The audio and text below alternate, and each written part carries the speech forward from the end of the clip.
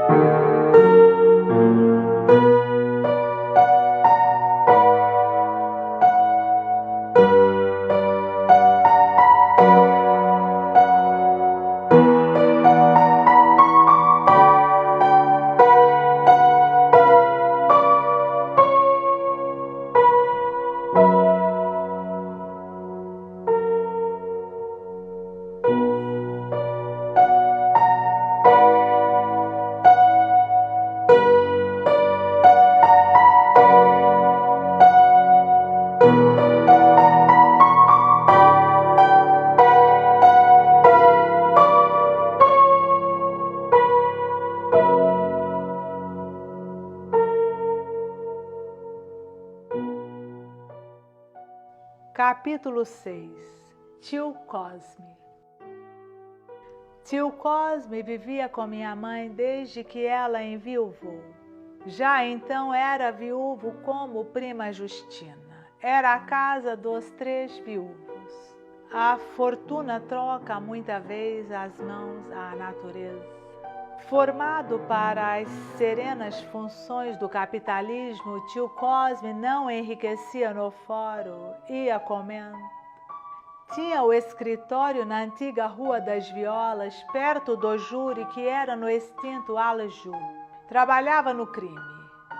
José Dias não perdia as defesas orais de tio Cosme. Era quem lhe vestia e despia a toga com muitos cumprimentos no fim. Em casa, referia os debates. Tio Cosme, por mais modesto que quisesse ser, sorria de persuasão. Era gordo e pesado, tinha a respiração curta e os olhos dorminhocos. Uma das minhas recordações mais antigas era vê-lo montar todas as manhãs a besta que minha mãe lhe deu e que o levava ao escritório. O preto que a tinha ido buscar à cocheira segurava o freio enquanto ele erguia o pé e pousava no estribo. A isto seguia-se 1 minuto de descanso ou reflexão. Depois dava um impulso, o primeiro o corpo ameaçava subir, mas não subia. Segundo impulso, igual efeito. Enfim, após alguns instantes largos, tio Cosme enfeixava todas as forças físicas e morais, dava o último surto da terra e desta vez caía em cima do selim. Raramente a besta deixava de mostrar por um gesto que acabava de receber o mundo. Tio Cosme acomodava as carnes e a besta partia a trote. Também não me esqueceu o que ele me fez uma tarde. Posto que nascido na roça, donde vim com 2 anos, e apesar dos costumes do tempo, eu não sabia montar e tinha medo ao cavalo. Tio Cosme pegou em mim e escanchou-me em cima da besta. Quando me vi no alto, tinha 9 anos, sozinho e desamparado, o chão, lá embaixo, entrei a gritar desesperadamente: "Mamãe, mamãe!" Ela acudiu pálida e trêmula. Cuidou que me estivessem matando, apeou-me, afagou-me, enquanto o irmão perguntava: "Mana Glória, pois um tamanhão destes tem medo de besta mansa? Não está acostumado, deve acostumar-se." Padre que seja, se for vigário na roça, é preciso que monte a cavalo? E aqui mesmo, ainda não sendo padre, se quiser florear como os outros rapazes e não souber, há de queixar-se de você, mana Glória. Pois que se queixe, tenho medo. Medo, ora medo. A verdade é que eu só vim a aprender equitação mais tarde. Menos por gosto que por vergonha de dizer que não sabia montar. Agora é que ele vai namorar deveras, disseram quando eu comecei as lições. Não se diria o mesmo de tio Cosme. Nele era velho costume e necessidade. Já não dava para namoros. Contam que em rapaz foi aceito de muitas damas, além de partidário exaltado, mas os anos levaram-lhe o mais do ardor político e sexual, e a gordura acabou com o resto de ideias públicas e específicas. Agora só cumpria as obrigações do ofício e um amor. Nas horas de lazer vivia olhando ou jogava. Uma ou outra vez dizia pilhéria. Capítulo 7. Dona Glória. Minha mãe era boa criatura. Quando lhe morreu o marido, Pedro de Albuquerque Santiago, contava 31 anos de idade e podia voltar para Itaguaí. Não quis, preferiu ficar perto da igreja em que meu pai fora sepultado. Vendeu a fazendola e os escravos, comprou alguns que pôs ao ganho ou alugou, uma dúzia de prédios, certo número de apólices, e deixou-se estar na casa de Matacavalos, onde vivera os 2 últimos anos de casado. Era filha de uma senhora mineira, descendente de outra paulista, a família Fernandes. Ora, pois, naquele ano da graça de 1857, Dona Maria da Glória Fernandes Santiago contava 42 anos de idade. Era ainda bonita e moça, mas teimava em esconder os saldos da juventude, por mais que a natureza quisesse preservá-la da ação do tempo. Vivia metida em um eterno vestido escuro, sem adornos, com um chale preto, dobrado em triângulo e abrochado ao peito por um camafeu. Os cabelos em bandóis eram apanhados sobre a nuca por um velho pente de tartaruga. Alguma vez trazia touca branca de folhos. Lidava assim com os seus sapatos de cordavão rasos e surdos a um lado e outro, vendo e guiando os serviços todos da casa inteira, desde manhã até a noite. Tenho ali na parede o retrato dela, ao lado do marido, tais quais na outra casa. A pintura escureceu muito, mas ainda dá a ideia de ambos. Não me lembra nada dele, a não ser vagamente que era alto e usava cabeleira grande. O retrato mostra uns olhos redondos que me acompanham para todos os lados. Efeito da pintura que me assombrava em pequeno. O pescoço sai de uma gravata preta de muitas voltas. A cara é toda rapada, salvo um trechozinho pegado às orelhas. O de minha mãe mostra que era linda. Contava então 20 anos e tinha uma flor entre os dedos. No painel parece oferecer a flor ao marido.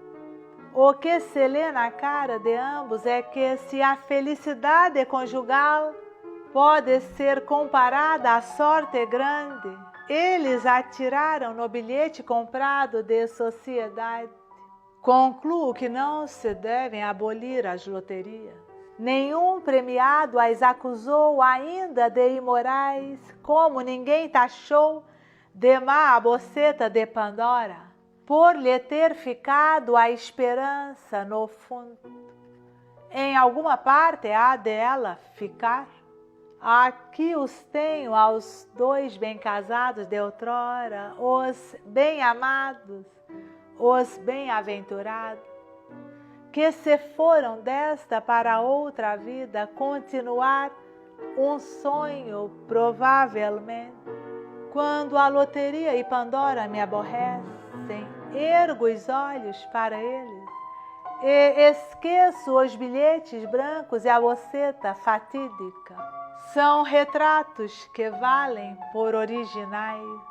O de minha mãe, estendendo a flor ao marido, parece dizer: sou toda sua, meu guapo cavalheiro. O de meu pai, olhando para a gente, faz este comentário: vejam como esta moça me quer. Se padeceram moléstias, não sei, como não sei se tiveram desgosto. Era criança e comecei por não ser nascido. Depois da morte dele, lembra-me que ela chorou muito. Mas aqui estão os retratos de ambos, sem que o encardido do tempo lhes tirasse a primeira expressão. São como fotografias instantâneas da felicidade. Capítulo 8. É tempo. Mas é tempo de tornar aquela tarde de novembro uma tarde clara e fresca, sossegada como a nossa casa e o trecho da rua em que morávamos.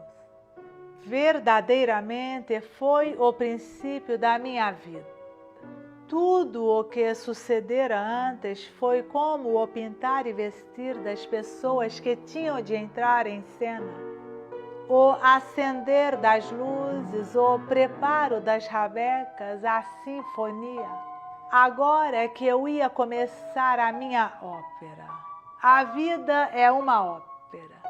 Dizia-me um velho tenor italiano que aqui viveu e morreu. Explicou-me um dia a definição em tal maneira que me fez crer nela. Talvez valha a pena dá-la, é só um capítulo. Capítulo 9. A ópera. Já não tinha voz, mas teimava em dizer que a tinha. O desuso é que me faz mal, acrescentava. Sempre que uma companhia nova chegava da Europa, ia ao empresário e expunha-lhe todas as injustiças da terra e do céu. O empresário cometia mais uma e ele saía a bradar contra a iniquidade. Trazia ainda os bigodes dos seus papéis. Quando andava, apesar de velho, parecia cortejar uma princesa de Babilônia. Às vezes cantarolava sem abrir a boca algum trecho ainda mais idoso que ele ou tanto. Vozes assim abafadas são sempre possíveis. Vinha aqui jantar comigo algumas vezes. Uma noite, depois de muito que antes, repetiu-me a definição do costume. E como eu lhe dissesse que a vida tanto podia ser uma ópera como uma viagem de mar ou uma batalha, abanou a cabeça e replicou: a vida é uma ópera e uma grande ópera. O tenor e o barítono lutam pelo soprano em presença do baixo e dos comprimários. Quando não são o soprano e o contralto que lutam pelo tenor, em presença do mesmo baixo e dos mesmos comprimários. Há coros numerosos, muitos bailados e a orquestração é excelente. Mas, meu caro Marcolino, que? E depois de beber um gole de licor, pousou o cálice e expôs-me a história da criação com palavras que vou resumir.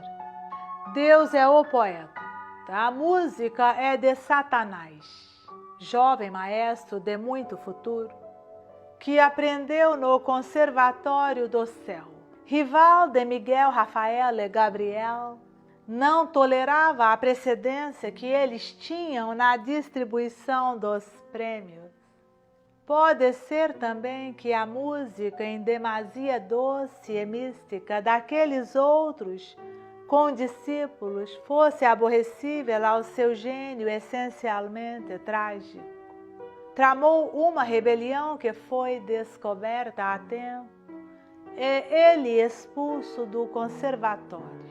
Tudo se teria passado sem mais nada se Deus não houvesse escrito um libreto de ópera, do qual abrira mão por entender que tal gênero de recreio era impróprio da sua eternidade. Satanás levou o manuscrito consigo para o inferno com o fim de mostrar que valia mais que os outros. E acaso, para reconciliar-se com o céu, compôs a partitura e logo que acabou, foi levá-la ao Padre Eterno. Senhor, não desaprendi as lições recebidas, disse-lhe.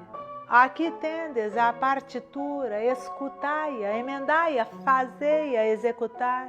E se a achardes digna das alturas, admiti-me com ela a vossos pés. Não, retorquiu o Senhor, não quero ouvir nada. Mas, Senhor, nada. Satanás suplicou ainda sem melhor fortuna, até que Deus, cansado e cheio de misericórdia, consentiu em que a ópera fosse executada. Mas, fora do céu, criou um teatro especial, este planeta, e inventou uma companhia inteira, com todas as partes primárias e comprimárias, coros e bailarinos. Ouvi agora alguns ensaios. Não quero saber de ensaios, basta-me haver composto o libreto. Estou pronto a dividir contigo os direitos de autor. Foi talvez um mal esta recusa. Dela resultaram alguns desconcertos que a audiência prévia e a colaboração amiga teriam evitado. Com efeito, há lugares em que o verso vai para a direita e a música para a esquerda.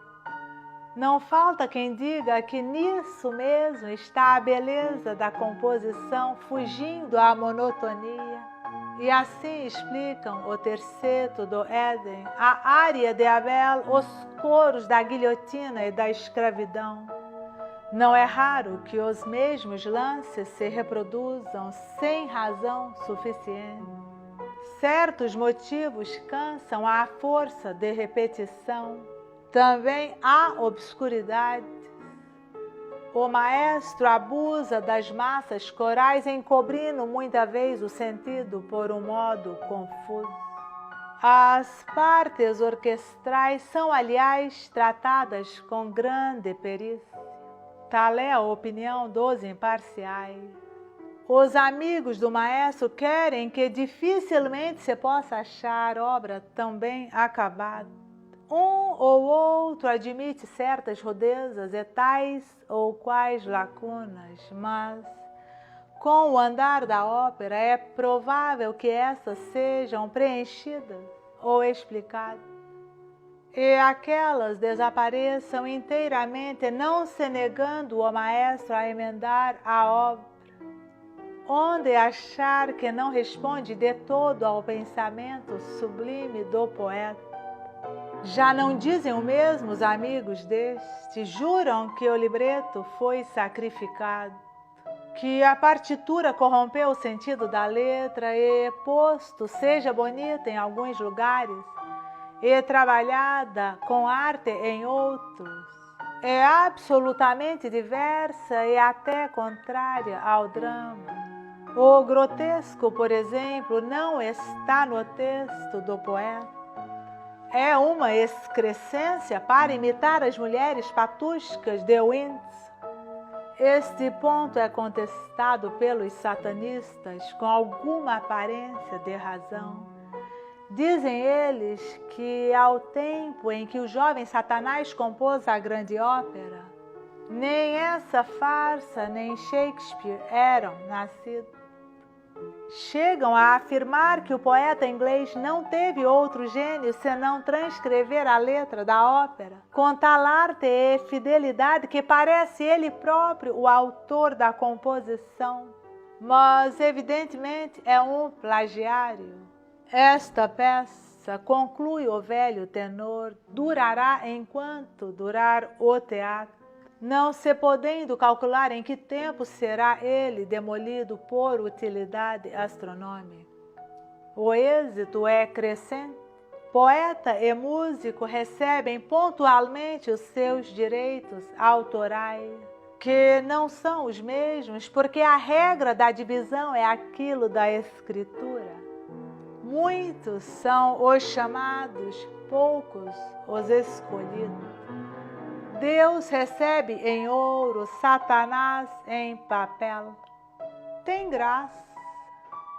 Graça, bradou ele com fúria, mas aquietou-se logo e replicou: caro Santiago, eu não tenho graça, eu tenho horror à graça.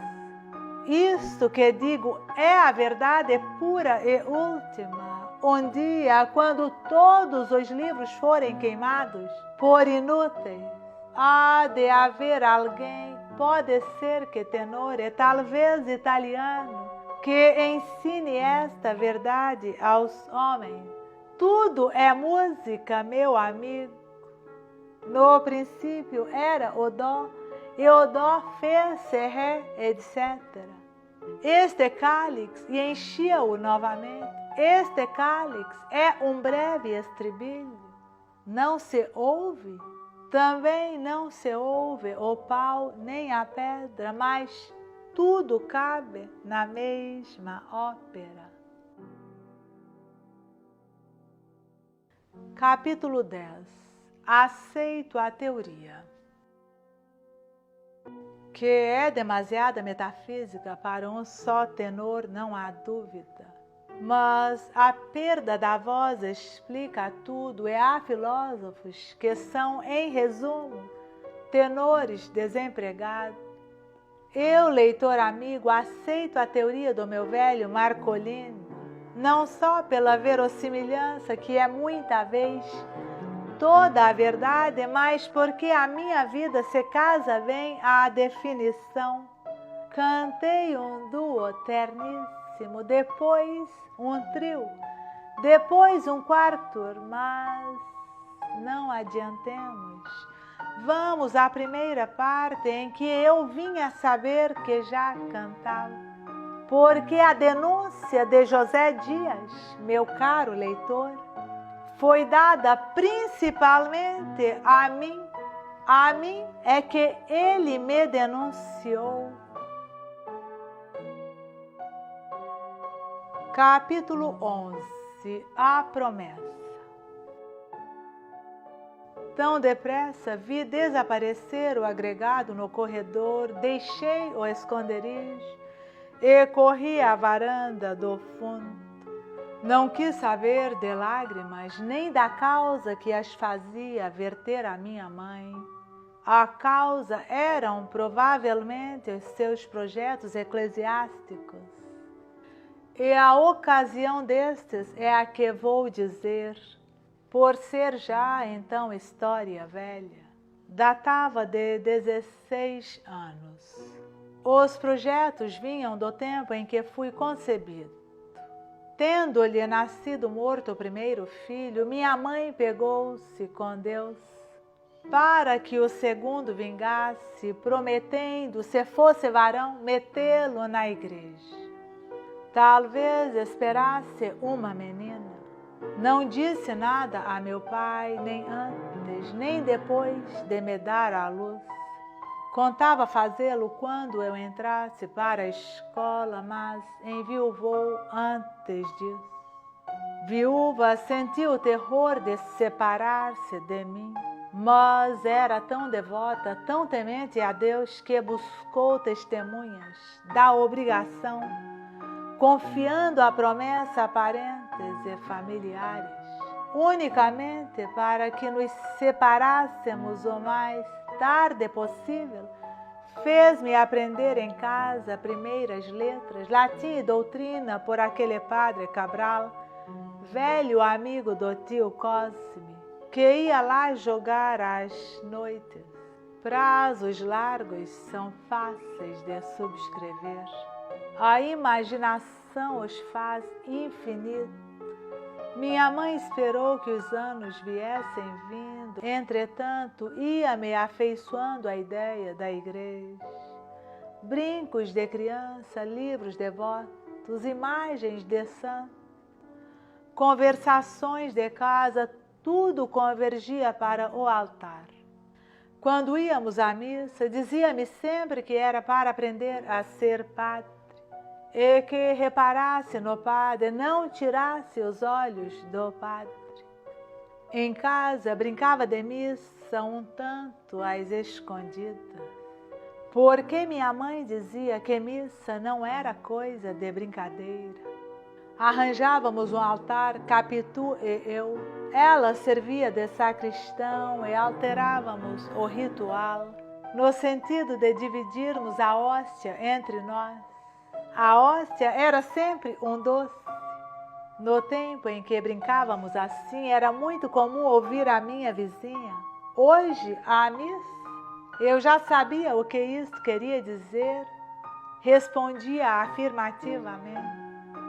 E ia pedir hóstia por outro nome, voltava com ela, arranjávamos o altar, engrolávamos o latim e precipitávamos a cerimônia. Dominus non sum dignus.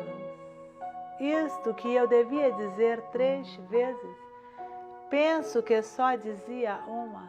Tal era a glodice do padre e do sacristão. Não bebíamos vinho nem água. Não tínhamos o primeiro e a segunda viria tirar-nos o gosto do sacrifício. Ultimamente não me falavam já do seminário a tal ponto que eu supunha ser negócio fino. 15 anos, não havendo vocação, pediam antes o seminário do mundo que o de São José. Minha mãe ficava muita vez a olhar para mim como alma perdida ou pegava-me na mão a pretexto de nada para apertá-la muito.